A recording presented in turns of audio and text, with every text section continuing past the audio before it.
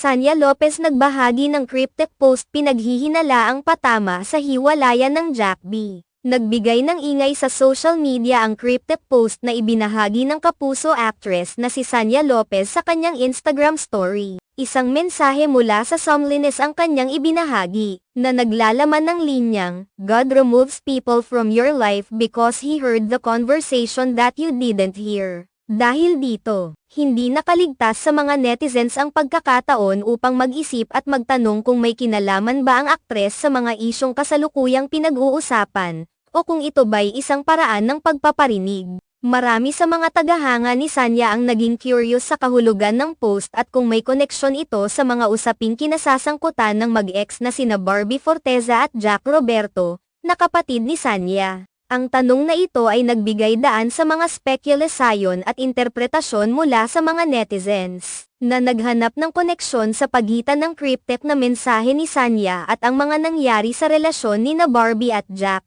Marami ang nagsabi na tila pinalala ng post ni Sanya ang tensyon sa pagitan ng dalawa, lalo na't mainit pa rin ang usapin ukol sa kanilang paghihiwalay. Ayon sa mga komento, naging sanhi ito ng muling pag-usapan ng mga netizens ang kanilang breakup, kung kaya't hindi maiwasang magtangka ang ilan na icon-ekta ang mga pangyayari sa post ng aktres. Ngunit may mga nagbigay rin ng pananaw na maaaring isang simpleng pagkakataon lamang na naugnay ang post ni Sanya sa isyu, at hindi ito dapat gawing isyu ng malalim. Para sa iba, natural lamang na maging bahagi ng buhay ng isang public figure ang mga ganitong uri ng interpretasyon, lalo na't ang bawat post na kanilang ibinabahagi ay binibigyan ng malalim na kahulugan. Anuman ang i-post ni Sanya, o maging ni Barbie, ay karaniwan ng kinakabit sa anumang usaping personal nila, lalo na't sikat ang mga ito at marami ang may interes sa kanilang buhay. Kaya naman, ang bawat mensahe mula sa kanila ay nagiging daan upang mag-usisa ang mga tao, kahit na minsan ay wala namang kaugnayan sa aktwal na nangyayari sa kanilang buhay.